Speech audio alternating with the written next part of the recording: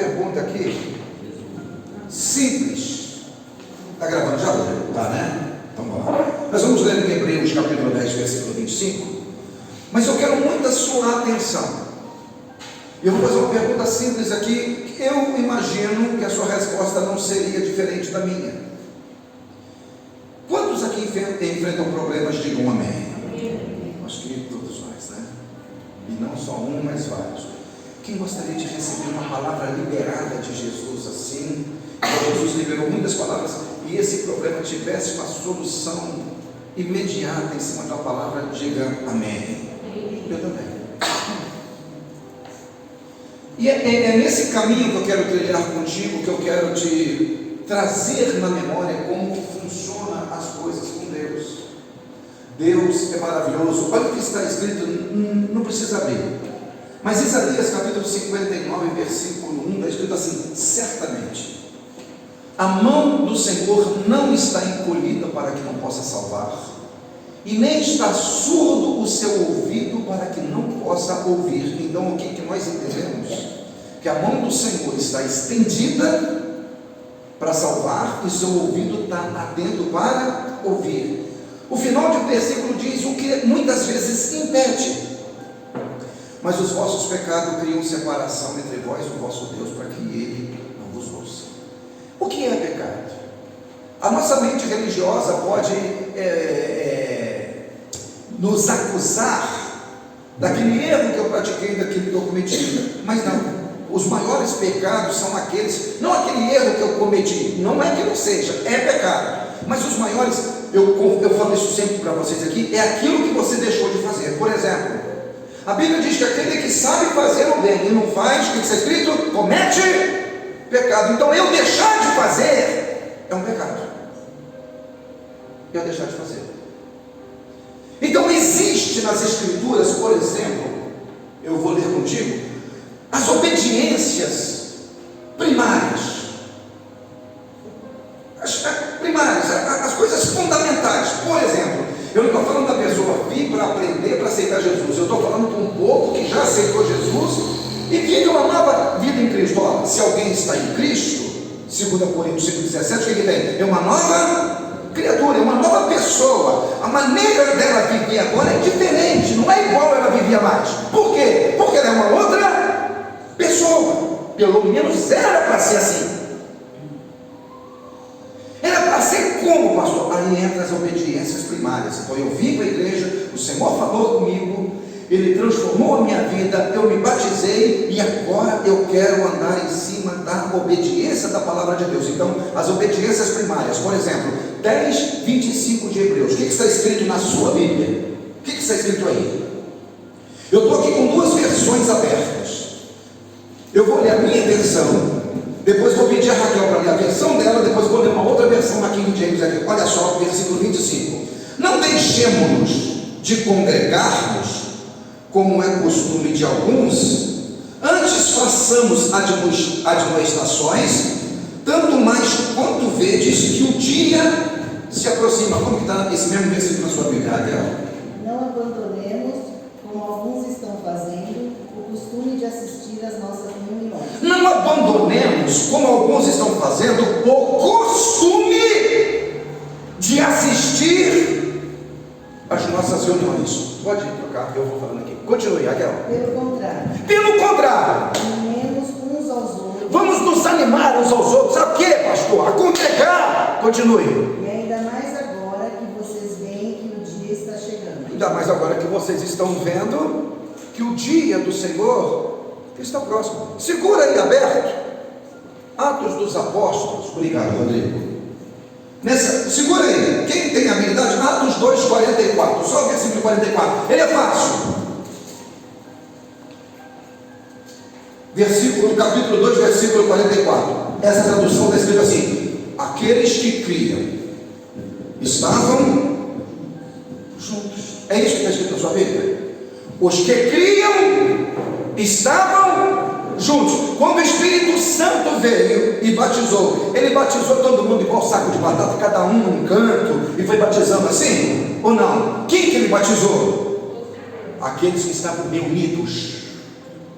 A Bíblia diz que estando todos reunidos no mesmo lugar, de repente veio do céu. Aí pergunta para a pessoa que está ao lado: é importante para você congregar? Pergunte.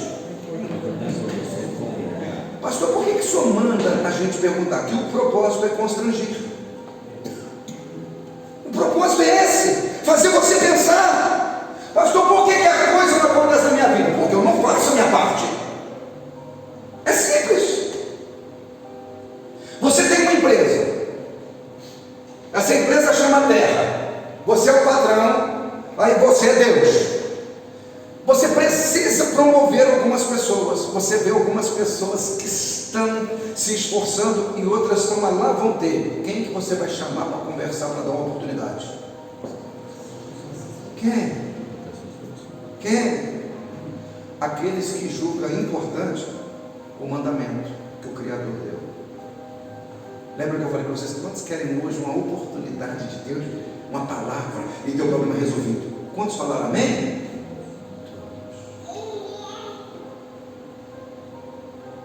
Todos. Então, se está escrito, aqueles que criam estavam juntos, eu entendo que isso é importante.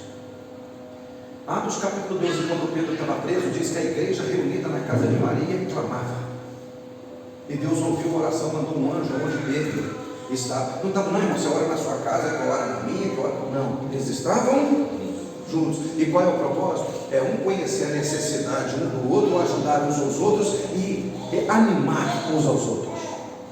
Quando eu não congrego, o que eu estou falando para Deus? Eu sou autossuficiente. Eu não preciso de ninguém. Eu não preciso de ajudar ninguém e também não preciso que ninguém me ajude. Segundo 1 Coríntios, quem viu Jesus sendo assunto aos céus, 500 pessoas. Atos dos Apóstolos, capítulo 2, quem obedeceu para ficar no cenáculo orando, 120. Não foram 500 batizados. 500 viram Jesus sendo assunto ao céu. Varões galileus, por que vocês estão olhando para o céu? 2 anjos apareceu falando para aquele pessoal lá embaixo. Porque esse Jesus que vocês estão vendo subir e há de voltar, 500 ouviram isso. Vai para Jerusalém e fala como ele vos disse, que vocês vão receber poder quando vai descer do céu. Quantos obedeceram? Que acharam importante estar orando juntos? 120. Quantos foram batizados? Esses 120 que estavam juntos. Você não sabe a importância que tem congregar. Eu vou ler nessa tradução aqui, que é mais ou menos parecida com a Raquel. Não abandonemos a tradição de reunirmos como igreja. A versão King James, se você tem essa, está escrito assim: não abandonemos a tradição de reunirmos como igreja segundo o procedimento de alguns, mas pelo contrário, mantivemos-nos uns aos outros unidos, tanto mais agora que vedes que o dia está se aproximando. Se eu não obedeço o simples de congregar, como que eu quero ser surpreendido por Deus com milagre? Se o mínimo do mínimo eu não faço, eu não consigo ter um compromisso, como que eu quero o milagre de Deus? Como? Eu poderia te dar inúmeros fundamentos primários. Por exemplo, segundo, quem que mantém essa porta aberta e a divulgação do Evangelho? Os dizimistas fiéis. Existe uma palavra em Malaquias, capítulo 10, que você sabe muito bem.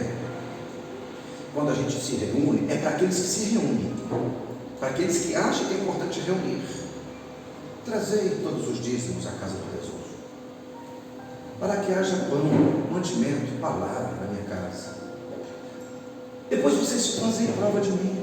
Se eu não abrir sobre vocês as janelas dos céus, derramar bênçãos sem medida, e por vossa causa eu vou repreender o devorador, e todas as nações vão chamar vocês de bem-aventurados e felizes. Eu sempre explico aqui, o que mantinha Adão no paraíso não é a grande quantidade que ele possuía, mas era numa única árvore que ele não tocava. Nós não somos abençoados por muito que nós temos, nós somos abençoados pela nossa fidelidade naquilo que é do Senhor. Mas tem gente que não entende isso. Tem gente que acha que ela é próspera porque ela trabalha, que o patrão é generoso, é isso, é aquilo outro. Então a pessoa, ela chegou numa certa situação que agora ela não se importa mais com isso. A pessoa não pensa, 90% não resolveu meu problema, mas 10% que eu não devolver na casa de Deus, isso aqui vai resolver todos os meus problemas. Além de eu estar me privando de receber o inesperado, as bênçãos oportunas de Deus, eu estou dando brecha para Satanás dar uma sugestão para mim, porque o dízimo ele repreende o devorador. Se eu não devolvo o dízimo, eu estou dando oportunidade para quem? O devorador. De vez em quando a gente fazia um teatrinho aqui, um dizimista aqui no meio, e em volta devorador querendo pegar, e Deus peitando. Não, aqui não toca, eu repreenderei você. Tem uma promessa sobre a vida desse dizimista. Mas quando a pessoa não é que Deus quer que o devorador pegue a pessoa, mas ele não pode fazer nada, porque essa pessoa está falando, eu dou conta de proteger as minhas coisas, e não é só finança. Eu dou conta de repreender os problemas familiares. Eu dou conta de repreender o gasto na farmácia. Eu vou falar milagre, não vou falar santo, mas se eu entrar em detalhe, você sabe. Tinha uma pessoa que vinha aqui na igreja, boa, pessoa maravilhosa, mas na hora que falava do dízimo, nossa, se incomodava. Veio uma separação. Além de ter perdido muita coisa, perdeu a vida. Acabou. Perdeu filhos, perdeu tudo. Deus não queria que isso acontecesse. Pastor, por que Deus não interveio? Porque essa pessoa não queria que Deus intervisse. Quando? Quando ela deixou de ser fiel. 1 Pedro diz, sede sóbrios, porque Satanás, demônios, estão ao vosso derredor, bramando como um leão, procurando para te devorar. O diabo manda alguém lá do inferno e cola no seu filho. Deus não pode proteger. E esse alguém que colou no seu filho vai incentivar seu filho a usar uma droga inofensiva. A hora que você assustar, seu filho já está viciado, seja na cocaína, seja na pedra, é que o Robson, que é do meio, sabe muito mais do que eu, a sua esposa. Quantos adolescentes presos, quanta amizade e destruiu uma família. Pastor, por que Deus não protegeu? Porque você não quis. Você falou, Deus, eu dou conta, eu não preciso da tua proteção. Eu não falei isso, pastor, falou. No dia que você deixou de ser fiel. Normalmente a ordem é inversa. A primeira pessoa, ela já não acredita na palavra de Deus. Quando a pessoa está na situação difícil, principalmente na área de emprego, não faz um voto com Deus, Deus vai abrir a porta. As pessoas fazem ou não fazem? Fazem ou não fazem? O que vocês acham da experiência? Faz. E depois que ela está bem empregada, salário garantido, ela faz? Não, ela não precisa mais. Aí ela não acredita mais na proteção de Deus. A ordem é essa. Ela não faz mais votos, jejum. Toda vez que eu vou jejuar vai na minha cabeça, então eu não vou jejuar. Tudo que é referente ao espiritual é muito difícil para essa pessoa. Por quê? Porque essa pessoa inconscientemente está se tornando autoconfiante. Aí o próximo passo, congregar já não é mais importante. Você pode ter certeza, antes dessa pessoa deixar de congregar, ela já deixou de ser dizimista de velho. Ela não jejua mais, ela não ora mais. O deixar de congregar foi uma consequência de uma vida que ela não vivia mais com Deus. Ela só estava no culto, corpo presente. Que culto é esse do corpo presente? Só está o cadáver, mas a pessoa não está mais ali. Pastor, e quando uma pessoa ela cai na graça de Deus? Eu podia te dar inúmeros exemplos. Eu quero pegar 2 exemplos aqui. Eu escrevi aqui: quando sou fiel nos princípios, Deus faz acontecer o inesperado. Eu pergunto para você: o que é o inesperado? Me ajude aí. É simples. Aquilo que eu não estava esperando. Ah, pastor, eu não espero mais nada nessa situação. São milagres. Entendeu? De repente você recebe uma notícia, um pagamento, um dinheiro está lá na sua conta. Acontece isso, pastor? Acontece. Já vi tantos testemunhos. De uma dívida, outro dia eu vi de uma pessoa fiel, uma dívida de 200 mil. O banco ligou, fez uma proposta para 3 mil reais, parcelado em 12 vezes fixas. Isso é milagre? Olha o que está bom. Acontece o inesperado. Surge uma situação, alguém lembra de você. Repete comigo, fala assim: Deus vai fazer alguém lembrar de mim. Deus vai fazer alguém lembrar de mim. Eu vou te dar mais uma chance para você falar com mais convicção, para Deus lembrar mesmo, tá? Deus vai fazer alguém lembrar de mim. Deus vai fazer alguém lembrar de mim. Só para poder me abençoar. Só para poder me abençoar. Tem isso na Bíblia, pastor? Na sua Bíblia. Esther, capítulo 6, diz que o rei Assuero não podia dormir, que Deus não deixava. Pediu o livro dos feitos memoráveis. Estava escrito lá que Mardoqueu tinha feito um grande feito. O que foi feito com esse cara aqui? Nada. Ali começa um processo de milagre. Mardoqueu está dormindo na casa dele, tem um laço de morte contra a vida dele, mas ele está sendo lembrado lá no palácio. Alguém está lembrando dele só para poder livrá-lo. Alguém vai lembrar de você, vai contratar você. Alguém vai lembrar de você, vai abençoar você. Mas quando você faz os primários, as coisas simples, o que a Bíblia diz? Quem é fiel no pouco, o que acontece? No muito. E a Bíblia diz: quem é fiel no pouco, sobre o muito eu colocarei.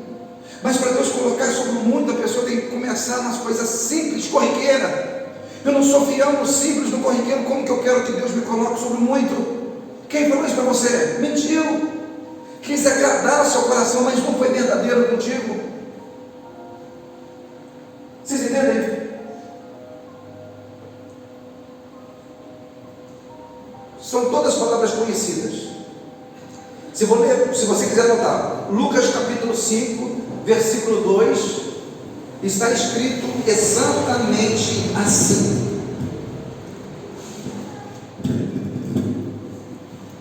Lucas capítulo 5,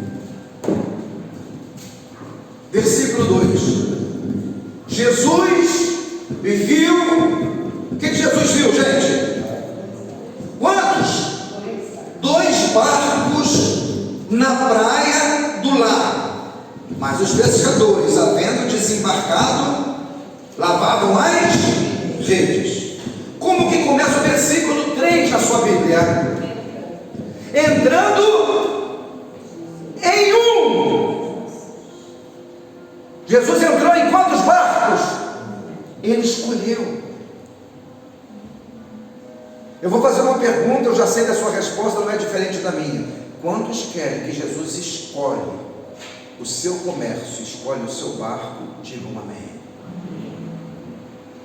Você pode perguntar isso para uma igreja de 10 mil pessoas, sabe qual vai ser a resposta? Amém. A pergunta é: por que Jesus escolheu aquele? O que leva Jesus a escolher? Porque a nossa oração é: escolhe ele, Jesus. Só foi o Rodrigo lá tentar resolver o problema do microfone e ele parou de fazer barulho, né? E é assim mesmo.